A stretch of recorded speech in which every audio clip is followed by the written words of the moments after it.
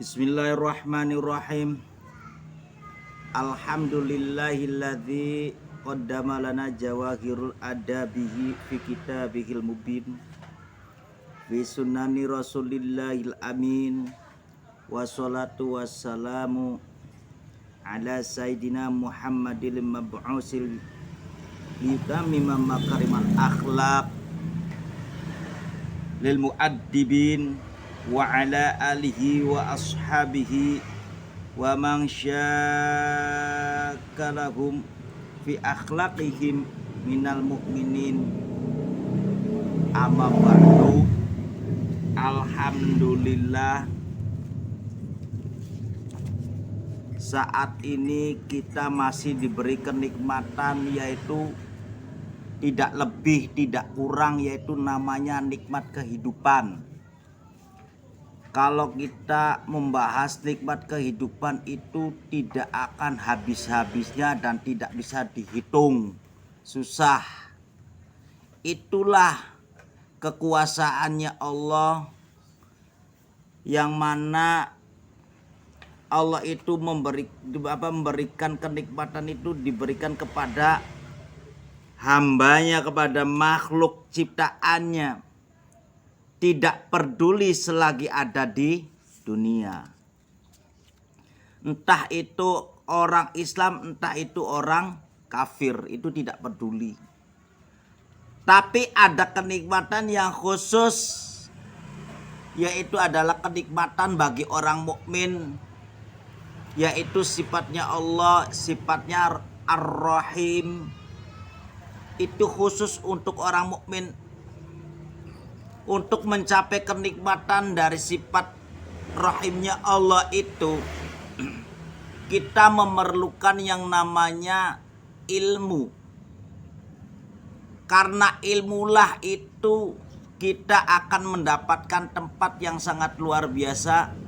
Karena di dalam hadisnya itu, siapapun orang yang menginginkan kebahagiaan dunia akhirat, yaitu harus dengan ilmu. Waman arodadunya fa'ale bi ilmi. Barang siapa yang menginginkan kebahagiaan dunia, maka sampean harus luruh ilmu. Apabila sampean ngaku saya itu tidak punya ilmu, saya itu tidak bisa apa-apa, itu karena ucapannya orang males. Definisinya ilmu selagi kita akalnya masih jelas, masih sehat, itu berarti orang itu punya ilmu. Cuman kitanya sendiri tidak mau diasah. Karena Allah itu memberikan bakat kepada kita itu bukan satu, bukan dua, tapi ribuan, bisa jutaan, bisa miliaran. Cuman karena kitanya terbatas, hanya sekedar mempelajari satu dari sekian banyaknya, maka itu kita hanya bisa mempelajari satu aja, punya kebiasaan atau skillnya cuma satu. Sebenarnya kalimat skill itu sebenarnya banyak. Contohnya, Anda punya kaki. Kalau kakinya kita bisa diasah, kakinya kita benar-benar dimanfaatkan, maka kita pun akan mempunyai kaki yang sangat luar biasa. Dalam segi apa? Dari segi kuda-kuda, ada yang satu jengkal, ada yang posisinya rata, ada yang nanti yang namanya skill untuk main bola, nanti pintar gocekannya. Dari segi apa lagi? Tendangan pisaunya, apalagi mau tendangan baliknya, itu semua karena kita yang asah. Bukan orang lain yang ngasah, tapi kita diasah. Karena kita sendiri yang ngasah, bukan orang lain. Gitu. Jadi itulah sangat luar biasanya kalau kita itu benar-benar mau mengasah. Itu salah satunya kenikmatan dari Allah kalau kita mau benar-benar mengasah. Nah, disinilah Allah menerang di dalam kitab ini diterangkan bahwa manusia tidak dijadikan dengan sia-sia. Artinya Manusia itu dijadikan atau dimunculkan atau diturunkan ke bumi itu bukan untuk disia-siakan, tapi untuk benar-benar diberi pelajaran dan dimanfaatkan pelajaran itu. Apa manfaatnya bagi manusia itu sendiri? Manfaatnya manusia sendiri itu banyak. Tapi semuanya itu adalah kelebihan-kelebihannya Allah yang sangat luar biasa, yang kita harus akui, dan kita ini sebagai makhluknya harus benar-benar mengetahui apa kelebihannya. Contoh kita yang ada di sini, setiap manusia yang ada di sini itu mesti ada yang kurang, ada yang lebih.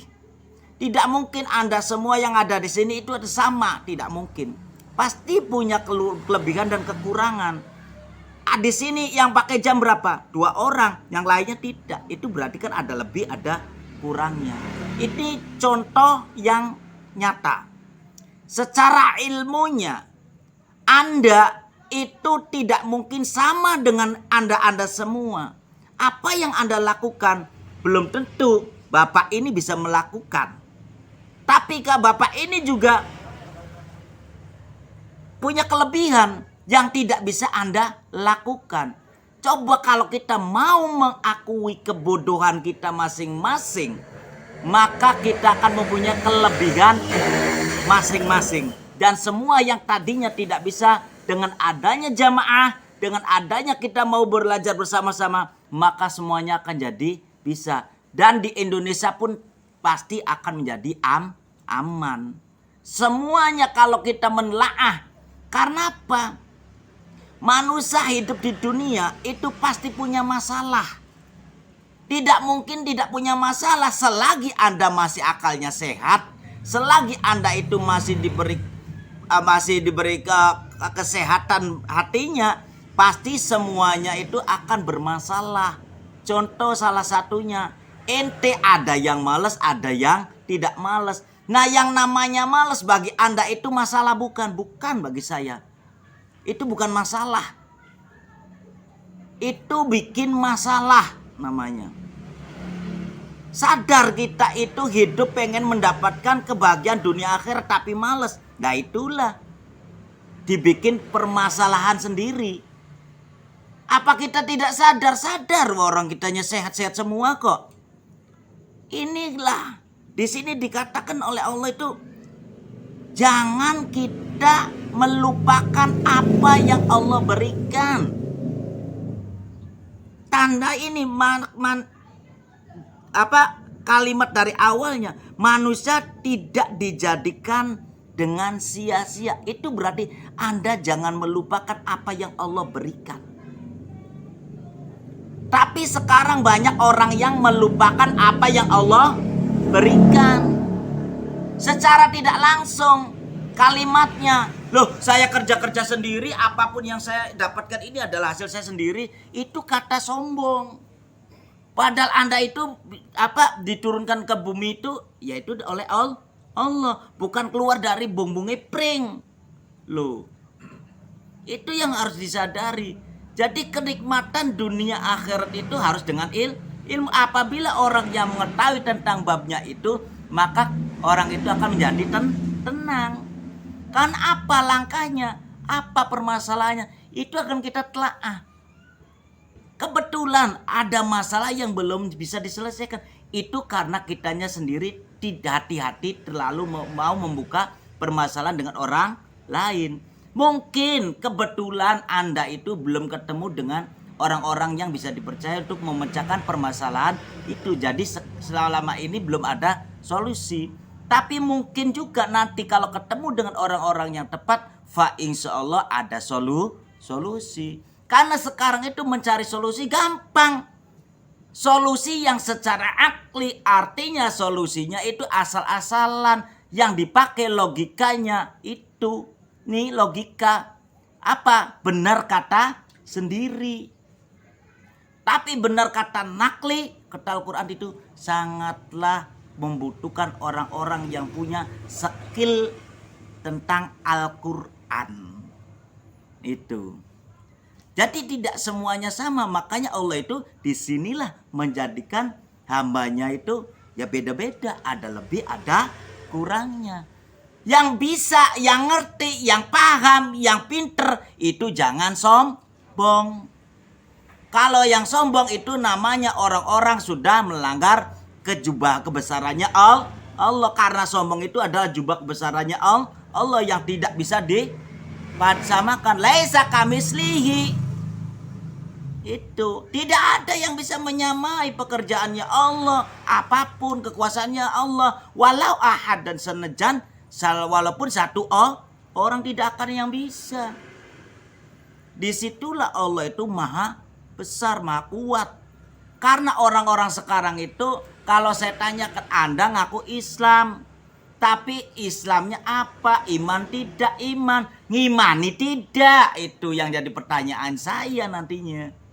Banyak orang Islam yang ngakunya iman tapi kebanyakan tidak ngimani. Itu. Jadi banyak orang Islam ngaku Islam ya tok hanya sekedar kalimat saya beriman. Tapi ngimaninya jarang. Contoh salah satunya, ente sholatnya tepat waktu belum? Lah. Akhirnya saya jawaban, untung ente masih ngelakoni sembahyang. Gitu jadinya. Nah, itu karena pada dasarnya saya paham gitu. Nah itu, jadi hati-hati yang namanya kita mau menyukuri nikmatnya Allah itu caranya banyak sekali. Ente yang dipakai oleh ente itu adalah nikmat dari Allah. Jangan kita tidak mengakui. Kalau ente menghadap Allah maka berpakaianlah dengan yang sangat luar biasa. Jangan menyepelekan Allah. Karena banyakkan orang itu menyepelekan Allah, maka doa pun jarang dikabul. Itu. Jangan kita jauh-jauh. Kita aja disepelekan aja kadang-kala males. Loh, di sini ente menyepelekan Allah. Untung Allah sifatnya Allah Al-Latif, lembut, selalu memberi kesempatan kepada ente. Pergunakan apa yang saya berikan, karena besok Anda akan ditanyakan, umur yang saya berikan kepada ente dihabiskan buat apa? Saksinya nggak tanggung-tanggung, bumi loh yang dipijak oleh kita. Saya berikan harta buat ente, buat apa? Dibelanjakan buat apa? Saksinya siapa? Bumi. Ente dikasih ilmu oleh saya. Mana amalnya? Definisinya ilmu yaitu akal. Akal diasah menjadi mengerti tentang ilmu, tentang hukum akli dan nakli. Hukum akli yang dibikin oleh manusia dilanggar oleh manusia. Hukum nakli yang dibikin oleh Allah secara jelas, secara nyata yang ada dalam Quran, tapi dilanggar oleh manusia. Kenapa banyak orang menyepelekan Allah? Saya kasih contoh. Ini nyata. Ente pun pernah merasakan, ente pun pernah melakukan melanggar hukumnya Allah. Nih saya kasih tahu. Nyata ini. Ente melanggar sedikit, tapi menganggap itu biasalah, biasa aja. Menganggap itu biasa. Dan kadangkala pernah dulu-dulunya melanggar yang sangat luar biasa. Ngaku diri Islam tapi enggak menjalankan rukunnya Islam, itu melanggar tidak? Melanggar. Kenapa ente tidak takut? Karena Allah itu menurunkan azabnya tidak langsung. Jadi seakan-akan kita itu santai-santai aja. Nanti ketahuannya kalau sakaratul maut, disitulah lidahnya ente ketekuk naik ke atas, nggak bisa ngucapin lafaz la ilaha illallah Muhammad Rasulullah. Apalagi dilanjutin Syekh Abdul Qadir Jilani waliyullah radhiyallahu an, boro-boro.